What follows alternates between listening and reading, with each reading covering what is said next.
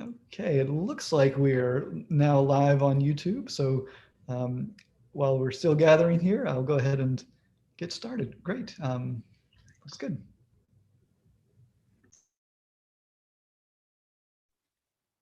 Well, good morning to everyone who is joining us on YouTube.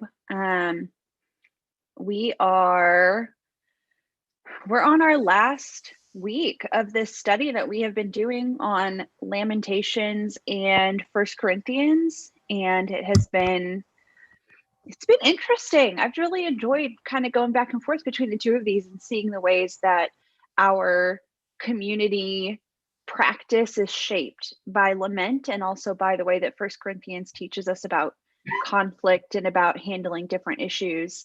But this will be our last week of this one, and then next week we'll jump into Advent, and it sounds like Matt's going to be teaching an Advent study for us for the next 4 weeks, so that's going to be fun. And then we'll have something new ready to go in January for a whole new year. So today our passages are from 1 Corinthians 6 and 1 Corinthians 8, and we'll read those in just a moment. But before we do, I wanted to take just a minute to remind us of the context for those chapters where we are. Remember that this is a letter that Paul has written back to the Church of Corinth after having spent years with them, but having been away for a while, and he's helping them to kind of work through some conflict. They've sent him a letter that we can make the assumption they have brought up these topics to him, and he's sending them back a response about those topics. These sections that we're talking about today, chapters 5 through 7, really focus on the issue of sex and sexual morality within the community of Christ followers. And chapters 8 through 10 focus on the topic of meat sacrificed to idols. The section we're reading from chapter 6 is this kind of strangely plugged in section on being able to use the legal system and kind of filing suit against another believer, and whether Christians should participate in that system of the secular legal system, which seems weird in the middle of a section that is about sexual morality, but we're going to talk about that a little bit. But more than anything, these chapters, these two sections, really talk about the act of denying one's own desires and denying your own priority for the sake of loving the other who's in front of you really well. So I'm hoping before we dive into this that we can kind of brainstorm together some equivalents to these topics of sexual morality or legal suit against another person, or sacrificing meat to an idol, and do we eat that meat or not eat that meat? What would be some contemporary things that we might talk about in the church now that would be similar to those things?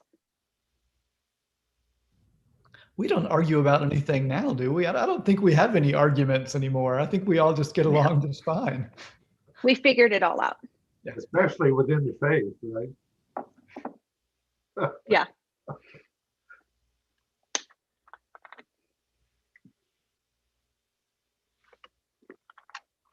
I feel like an easy low-hanging one is politically. I mean, you have to vote this way or you have to vote that way.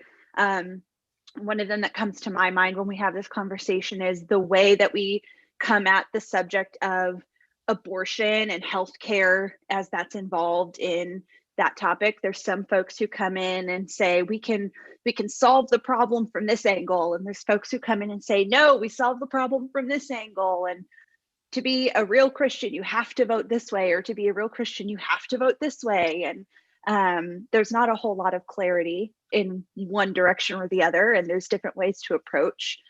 So that's one that comes to my mind as being really on our forefront.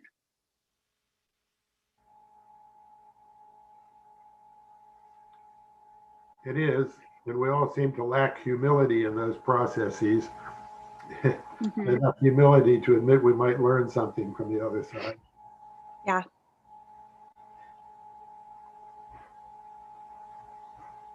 I don't mean to get ahead of you, but I'm very interested in the way Paul approaches this don't go to court idea. As you can imagine, I would have some interest in that, having done Yeah. it all my life. But I think it's pretty clear that what his concern is going to non-believers to resolve disputes between believers. Not because he then turns around and says, isn't there somebody within the congregation who can decide, which is a court process in itself, but it brings it to within a group of people, presumably who have trust in each other and can approach it from a Christian standpoint. Yeah.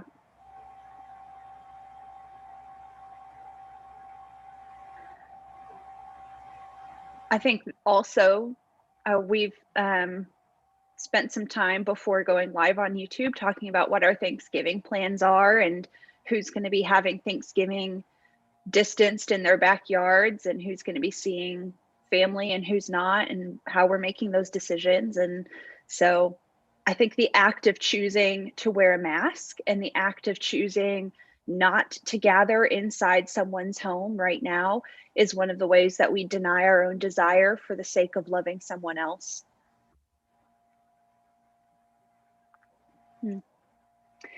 Well, let's dive into these sections. And Ed, perhaps since this is so on your mind, you wouldn't mind reading for us. I'm going to share my screen here. All right. How far do you want me to go in chapter 6? We'll do chapter 6 verses 1 through 8 as soon as I can. There we go. You all see that now? Right. Okay. All right. When any of you has a grievance against another, do you dare to take it to court before the unrighteous instead of taking it before the saints? Do you not know that the saints will judge the world? And if the world is to be judged by you, are you incompetent to try trivial cases? Do you not know that we are to judge angels, to say nothing of ordinary matters? If you have ordinary cases, then do you appoint as judges those who have no standing in the church? I say this to your shame. Can it be that there is no one among you wise enough to decide between one believer and another, but a believer goes to court against a believer, and before unbelievers at that? In fact, to have lawsuits at all with one another is already a defeat for you. Why not rather be wronged? Why not rather be defrauded? But you yourselves wrong and defraud, and believers at that.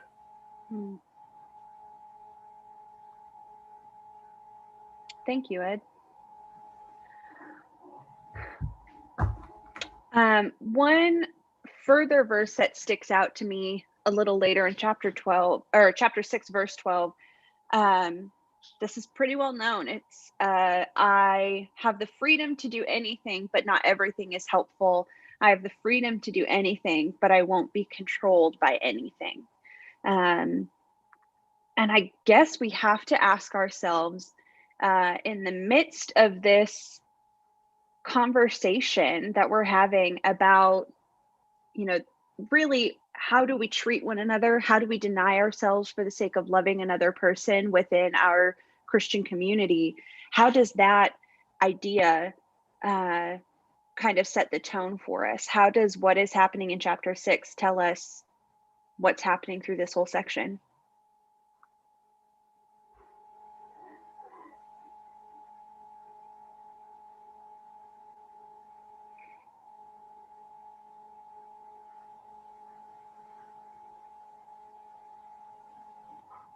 It's such an interesting area, and the rhetorical questions near the end of that part we read. Why not rather be wronged? Why not rather be defrauded? It's such a counterintuitive thing not to stick up for your own interest, and that verse 12 is really helpful to me too. I think the translation in my head, I always hear it as if all things are lawful, but not all things are beneficial, and sort of thinking of, all right, so is it about making sure that you're technically following the rules? That's okay, that's one thing, but is it actually helpful? Is it doing any good? And that changes how we look at some of these debates, I think. Would we rather be right and, well, technically I can do this, or technically I'm right, versus is this helpful to say this or do this, even if it's helpful to you and harmful to me? And it's hard sometimes to see how turning the other cheek is beneficial, other than to the person who's going to give you the second slap. But in fact, when you think about it, being willing to be sacrificial opens up a lot of possibilities. Being confrontive closes a lot of possibilities. And so being willing to be wrong may create a much more positive situation going forward than insisting on being right. I had some clients that had trouble understanding that, but it is the case. I would like to ask people when they came in, how do you want to think about yourself when this case is over? You know, we have a range of choices we can go here. We can look for mediation, try to get this resolved quickly and amicably. We can go scorched earth and create all kinds of fallout, or anything in between. But how do you want to think about yourself when it's done? And it's surprising how few people have thought about it. Yeah. And I think that's a really helpful way for us to think about entering into conflict with anyone. Asking someone, who do you want to be when this conflict is over? How do you want to be thought of? Seems like the best question, because that might change my behavior entirely. I tend to be a scorched earth kind of person by nature. I'm ready to come in and burn it all down if someone has done me wrong. But at the same time, the thing that constantly comes back to my mind in that situation is Jesus in the garden stopping Peter and telling him to put away his sword and healing the ear that has been cut off. Like, that's not a scorched earth type of behavior. Yeah, it's a restorative kind of behavior. It doesn't just not fight back. Then to go and miraculously put the ear back on the guy. I mean, that just it sort of blows everybody's mind, and it's a different kind of a different goalpost, really. You know, to say not just that I'm going to win, but I'm going to heal this person, and in that we are all healed, rather than just me winning. It's very different. And it would be easier to have that restorative kind of behavior if both parties in the dispute can kind of be of that mind, but that typically isn't the situation. So now it's like, okay, I'm trying to, what kind of person do I want to be when this is over? But what kind of relationship do we want to have? And can we come to is there a way to come to some sort of agreement between us about who we both or all want to be when it's over, as opposed to, okay, I know who I want to be, so I'm going to act this way. And then do I get trampled upon even more? And it just makes it harder and harder sometimes. Yeah. I think then our question, go ahead, Will. There's a similar comment that just popped up on YouTube from Barbara Moore saying it's difficult to work through problems with a doctor, counselor, lawyer, whomever, when they're not Christian. You know, are we of the same mindset to start with? And so how do you do this when it's one-sided? It's kind of what Larry's saying. How do you do this one-sided? And what if the other person's not even in the same place, the same mindset that we are? Well, and it applies even to those of us within our church community. I mean, it'd be nice to say we're all of one mind and would like to be restorative, but there are circumstances where that we're not being restorative. Yeah. I guess then my question is, why would this section about lawsuits show up? And it's sandwiched between two different sections about sexual ethics.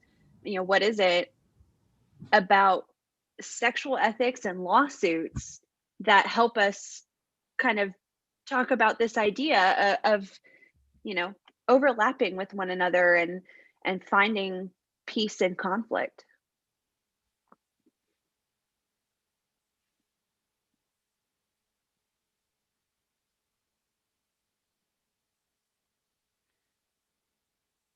I think some of it has to do with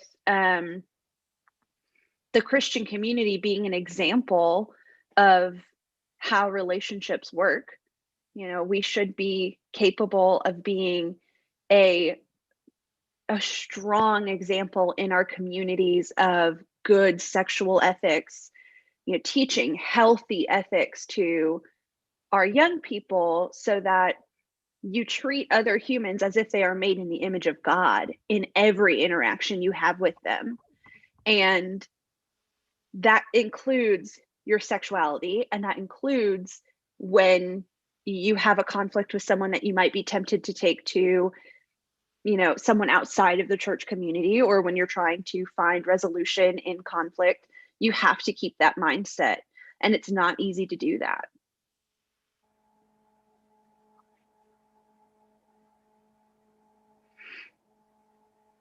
I'm going to pop up our verses here from chapter 8. This is a little bit longer section. While you're pulling that up, go ahead. I'll read from YouTube. Someone said that they can also change minds. Saying, I was agnostic for most of my life, and oops, sorry, I just lost my screen. And everyone can understand love, generosity, and selflessness, etc. So part of this has an effect on those people that the example that we're setting can change other people's minds as well. Yeah. We're going to read this longer section, verses 1 through 13 of chapter 8. Would anyone like to volunteer to start reading for us? And you can read the whole thing, or you can read half of it and pass it off to someone else.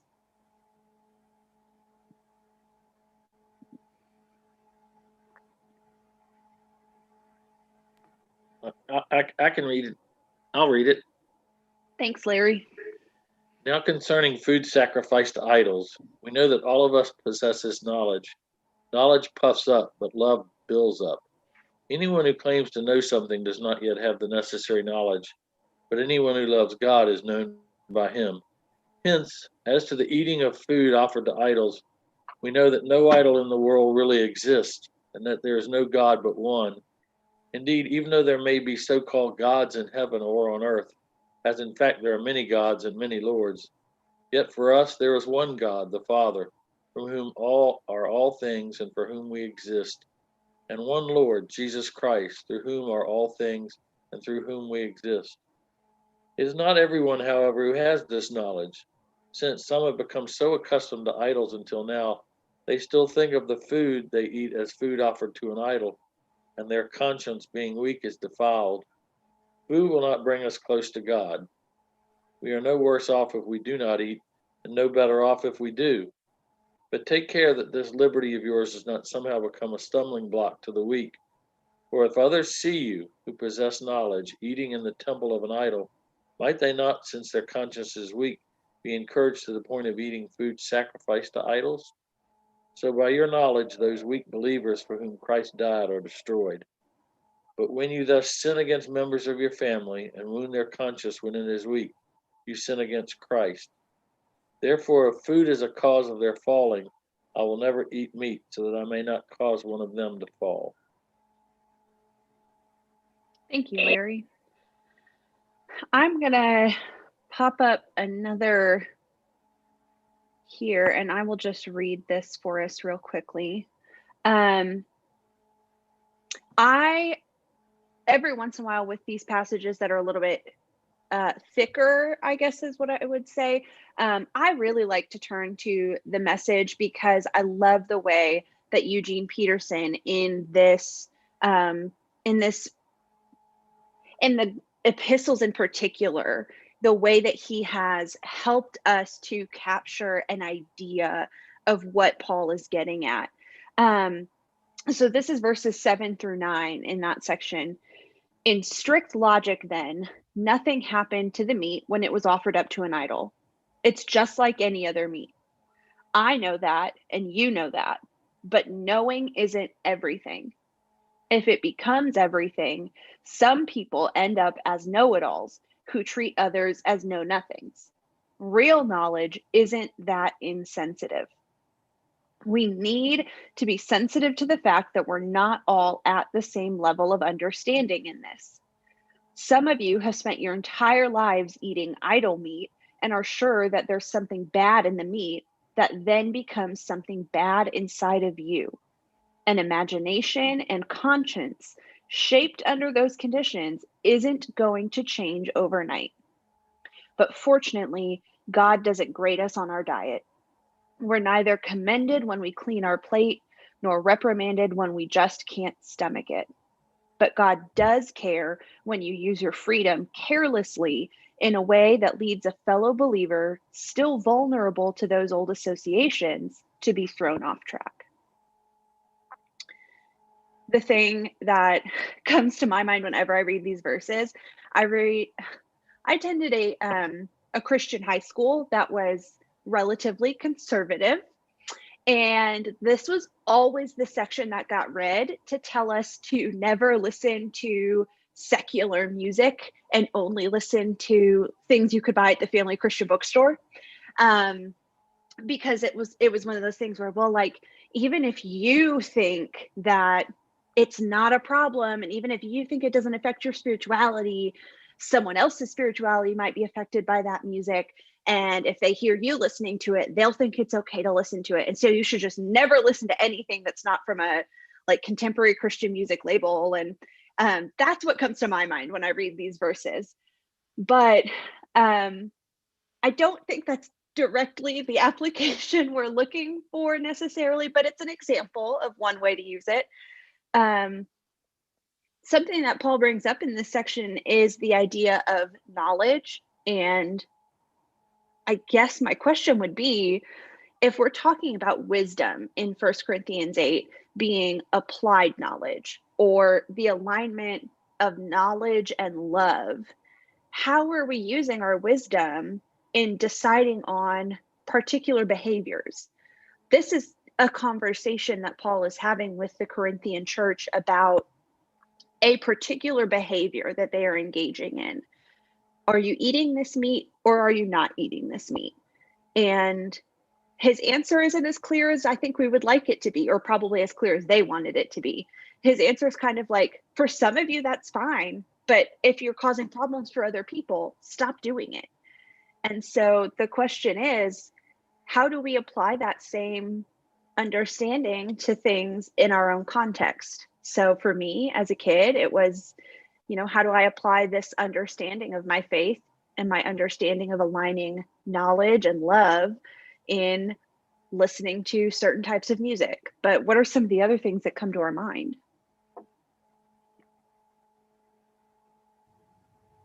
For me, I always associated these passages with alcohol.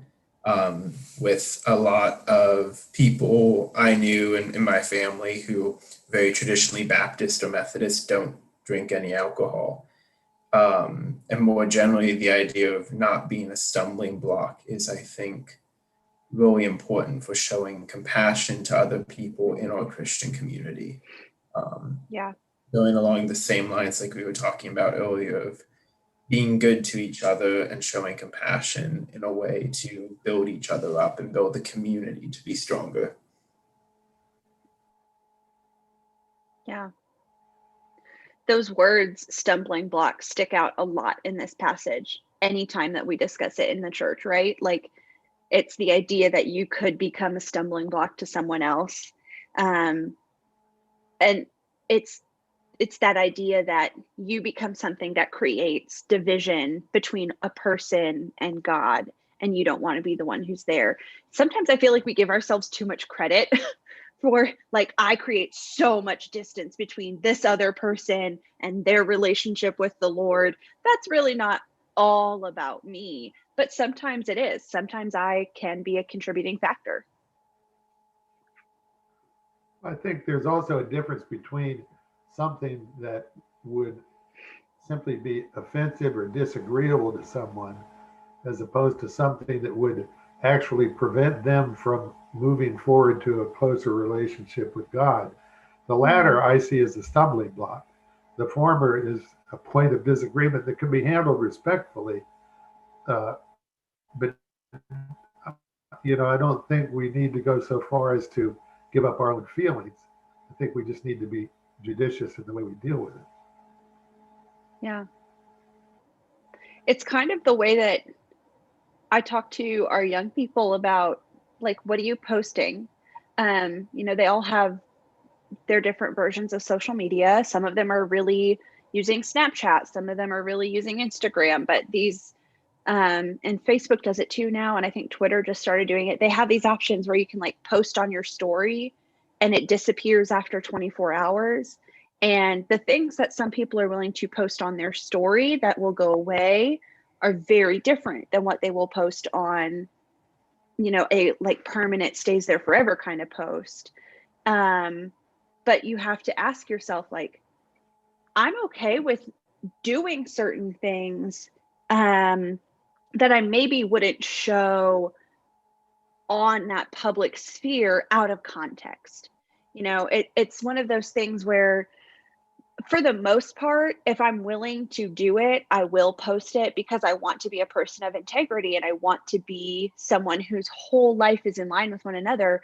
But I'm just also really careful about things like, not posting a glass of wine on an Instagram story, because then that's something that there's just no context to it. And no one knows, am I sitting at home getting drunk alone on a Thursday night, or am I, out with a girlfriend having one glass of wine at a winery, or am I, whatever it is, there's just no context there. And so we have to have some consideration in the way that we show our liberty. There's certain things I feel comfortable doing, but I have to be okay with the fact that other people might not see it in the same way I do.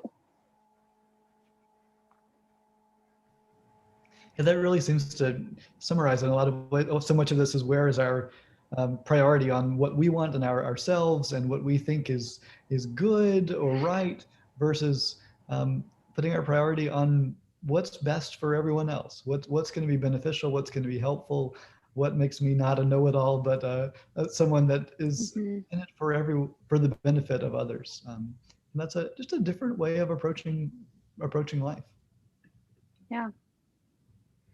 We're getting close to the end of our time. So in these last few minutes, I just want to bring up this one last idea.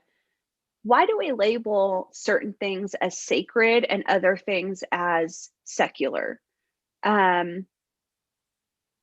Where is the dividing line between things in the world that are an example of holiness, an example of how you can learn something about God, versus things that are not? And I'll bring it back to my example about only listening to specifically Christian artists.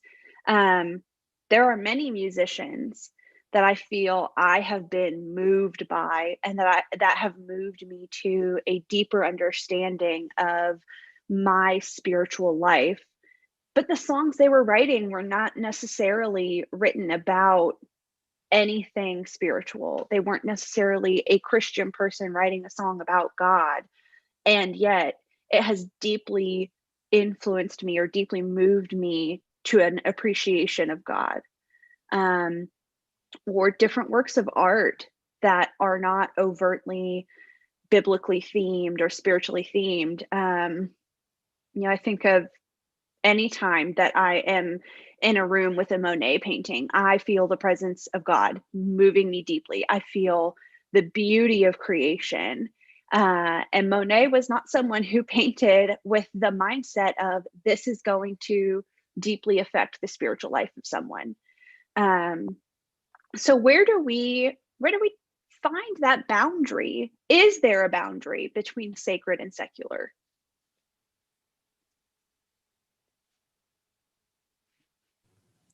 Even that context, or that question, kind of points to our culture and our context. I was thinking about the music that as you were talking about, that sort of the binary between sacred and profane music, and I was thinking about listening to jazz as a teenager, and if it was explicitly lyrical, like rock, where the message is just, it seems so clear what the song is about, then it was easier for people to say, oh, that that's a stumbling block. But if you're listening to Miles Davis, who's coked out while he's playing bluing, nobody questions it because it's so open to interpretation. And I think that some of the Renaissance art, or Baroque art, or different depictions, it's easy to sort of let that fall into the sacred, and so much of it is contingent on the end user and how we apply it in our lives. Going back to the earlier, and I know we're almost out of time, or we are out of time, but I just was thinking about that question about what do we want to see happening in a conflict or a situation, scorched earth or reconciliation, and the example of Jesus and Peter in the garden, and how that kind of restorative act. Yeah, the guard got his ear back, but it's like, it's really for Peter and us saying, I want to be restorative, or what do I want to be when I get out of this, is almost for us as much as it is for the other. Yeah. The talk about sacred and secular reminds me of this Wendell Berry quote that's probably more about nature, I guess, but he said that there are no unsacred places. There are only sacred places and desecrated places. And I really like that. And this is maybe a little bit different, but something about the potential for holiness everywhere, or the sacredness of everything and everyone, and maybe seeing that in our disagreements too, that it's not that we are sacred and other people are wrong or secular or profane or whatever, but thinking about the potential for Christ in everyone. And I don't know, it makes it hard for me to see a really sharp line between us and them, and sacred and holy and profane, or whatever that may be. And I think maybe that's where this passage is really helpful, in kind of the blurriness of the world around us, and not being too self-righteous about our own holiness or whatever that may be. But okay, well, how are we going to engage one another in a beneficial way? Good point. I agree. Well, we are out of time for today, so I'm going to pray for us quickly before we say our goodbyes. Thank you all for joining us. This was a good conversation today. God, I'm thankful for these people and the way that we have continued to engage in a conversation over the last couple of months about what it means to be in good community together. We struggle together to be thankful in all circumstances. We struggle together to lament well the things that we have lost over the last year, and the things that we are going to lose in the coming week, as we are separate from one another on a holiday we would usually spend with family.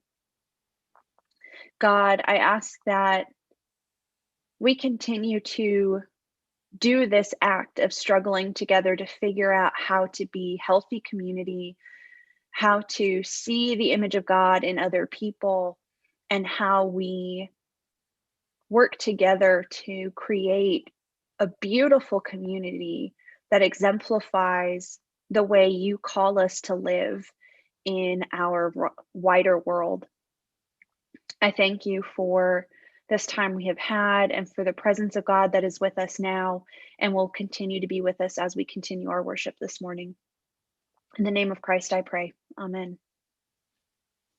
Well, I just wanted Thank you all for being here. Well, I wanted to thank you for visiting with Isabella. She was very moved by the fact that you would go out of your way to come out to Earlysville just to get to know her. Oh my gosh, it was so much fun. I think she and I are going to be best friends because we like so many of the same things. It was a lot of fun. I'm really glad I got a